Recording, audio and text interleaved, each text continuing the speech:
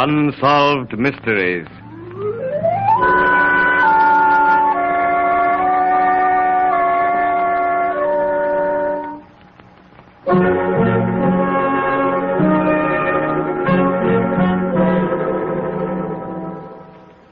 The Borden case is undoubtedly without parallel in the criminal annals of America. It is perhaps the most puzzling murder which has occurred anywhere in the whole world. The perpetrator of this double murder was saved from the gallows by a most extraordinary chain of circumstances. Circumstances which perhaps would not recur in 1,000 years.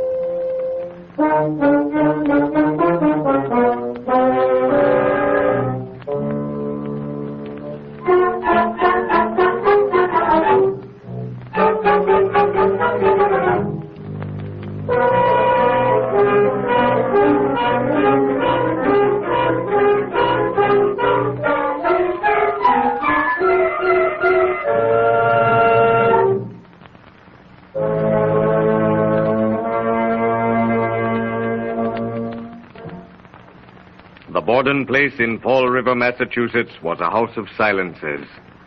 A house of moody, brooding silences brought about by pent-up hatreds, petty jealousies, niggardly dealings in money matters, and two daughters who hated their stepmother.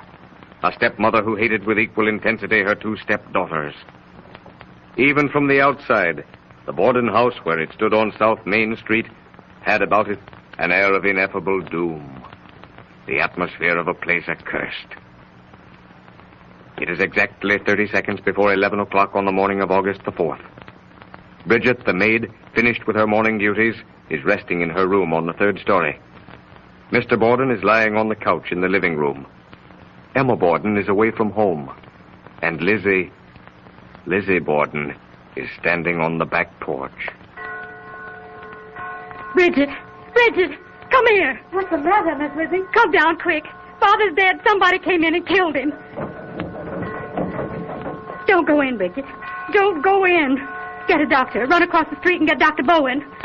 Is there anything wrong, Lizzie? Oh, Mrs. Churchill, someone has killed Father. Please come over. I'll be over right away. The doctor isn't home. I left word for him to come. Miss Lizzie, where were you when this happened? I was out in the yard. I heard a groan. The screen door was wide open. I came in. Lizzie, where is your father? In the living room. Where were you, Lizzie, when it happened? I went to the barn to get a piece of iron. Where is your mother? I don't know. She had a note to go see someone who was sick. It must have been in town, but I thought I heard her come in. I don't know but what she may have been killed, too. Father must have an enemy. What's all this, Lizzie? What's it to hear about your father? It's Dr. Bowen, and he has Officer Allen with him. Oh, Doctor, in the living room. All right. Now stand back. Come on, Doctor. No need to examine him to see whether or not he's dead. Get me a sheet, somebody. How long's he been dead, Doc? About 10 minutes. Still warm. Lizzie. Yes, Doctor. Where were you when this happened? I was over at the barn. Where were you, Bridget? In my room, upstairs. Did you hear anything? No. Were you asleep? No. I've just been lying down for a few seconds. Now listen, nobody could have killed this man the way he's been killed without making some noise. No signs of any weapon either, officer. Let me see your hands, Bridget. That's it. Turn around. Oh, nothing there. You, Miss Lizzie. Let me see your hands. Me? Yes, you. Whoever killed this man must have left some traces. And you were the only two people in the house. There's no signs of blood on Lizzie. Not even inside her body. I've looked. Bridget, you go upstairs and see if Mother's come in. Not alone, Miss Lizzie. I'm not going up those stairs alone. I'll go with you. Oh, Dr. Lizzie. Oh.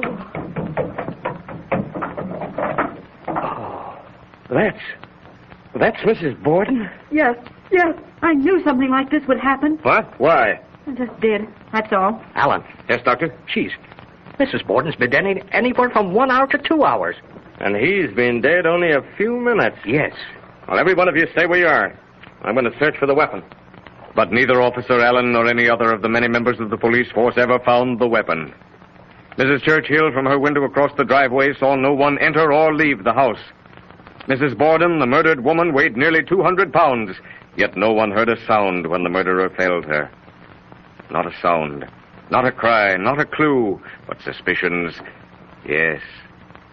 Lizzie Borden lay in prison staring at the whitewashed ceiling, hearing again and again the same words.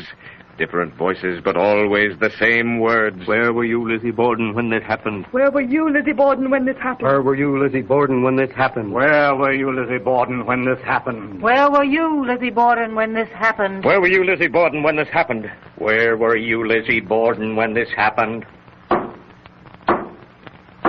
The Superior Court of New Bedford on this day, June the 20th, now in session. Chief Justice Albert Mason presiding. All stand while the justice takes his seat. Mr. Robinson, you may begin your closing appeal to the jury.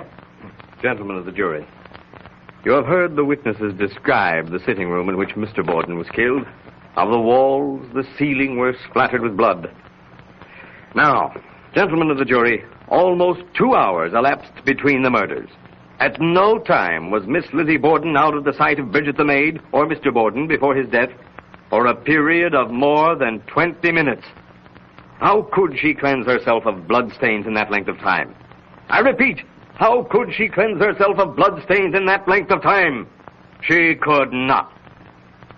Now remember that according to the state, Lizzie Borden must have killed her stepmother about 9:30, got rid of the weapon, cleansed herself, and appeared before Bridget the maid before 9:45.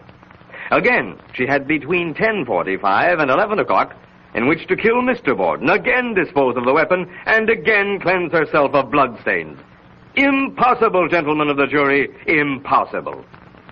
Within 15 minutes of Mr. Borden's death, Lizzie Borden was examined by Mrs. Churchill, who stated that there were no bloodstains on Lizzie Borden's person, not even inside her bodice. I have finished. I ask that you think carefully and seriously upon the evidence presented when you return your verdict. The district attorney may address the jury. Gentlemen of the jury, the defense contend that Lizzie Borden did not have time to cleanse herself after killing her stepmother. Now, that is something that no one can say.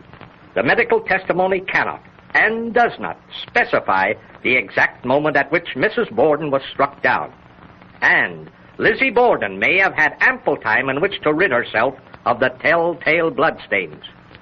In regard to the killing of Mr. Borden, I admit the difficulty. I cannot answer it. You cannot answer it. But, gentlemen of the jury, Lizzie Borden was the only person who could have committed the double murder.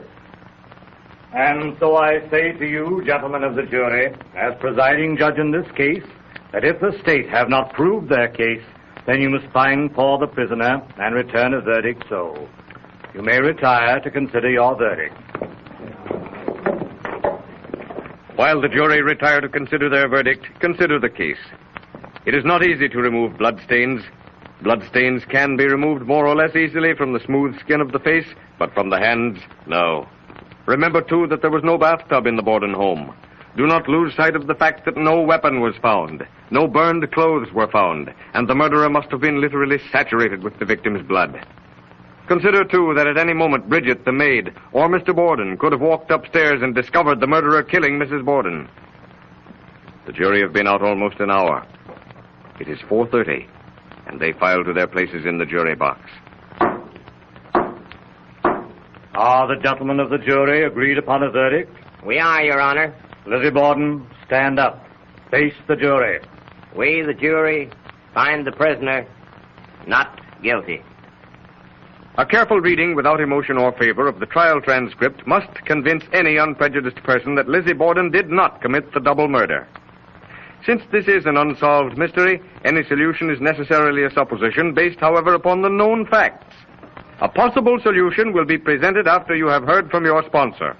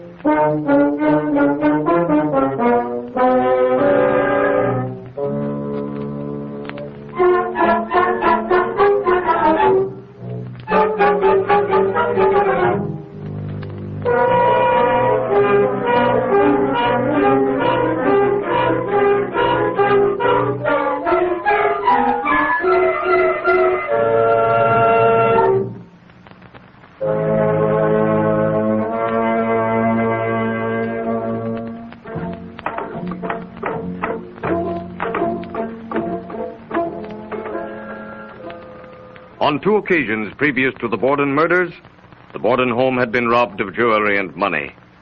Stray tramps had probably perpetrated the robberies, and remember that these gentlemen of the highway leave secret markings on walls and houses informing their brothers of the road that these houses are easy to rob, or perhaps a mark that tells that the householder is kindly and that food will be forthcoming. It is the morning of the murder. Lizzie? Lizzie? Yes, Mother? I'm going to town to visit a friend who isn't feeling well. Now, Mother? I'm going to my room to dress first. Have Bridget wash the windows. Yes, Mother. Bridget. Oh, Bridget. Yes, Miss Lizzie? I'm going to do some ironing. Will you wash the windows? Yes, Miss Lizzie. I've got the water and everything ready now. I'm going right outside. Both of the irons won't be hot for quite a spell. I'll go to the barn and get the lead to make these sinkers for my fishing line. A tramp hidden in the basement since early morning makes his way into the house. This is his opportunity for petty theft. The house is empty, he thinks. In the upper room, he comes face to face with Mrs. Borden. He silences her unuttered cry with a blow. Panic seizes him and he turns to flee. Escape is impossible. Lizzie Borden has returned from the barn, and tremblingly the murderer hides in the same room where his victim lies dead. Here's your father, Miss Lizzie. I'm going up to my room for a few minutes. Very well, Bridget. Oh, hello, Father. Oh, hello, Lizzie. Any mail for me, Father? No, not a thing, Lizzie. I'm tired. I think I'll lie down for a bit on the sofa. No, all right. I'm going out to the barn for a piece of iron. The murderer, still hidden in the upper room, hears the door slam. He creeps downstairs to the living room, sees Mr. Borden on the sofa, and thinking he's asleep, tries to creep past him. Borden looks up, sees the blood-stained figure, but like Mrs. Borden, he is silenced with a blow before he can say a word. The back door creaks. Lizzie is returning. In a moment, the hue and cry will be raised. The murderer's only chance is to hide in the basement and wait for an opportune moment to escape. And so Fall River had an unsolved mystery. For the police, despite a statement that a murderer could have entered the house through the basement, didn't even look in the basement till the next day. And the murderer had, of course, made his escape in the dark of the previous night.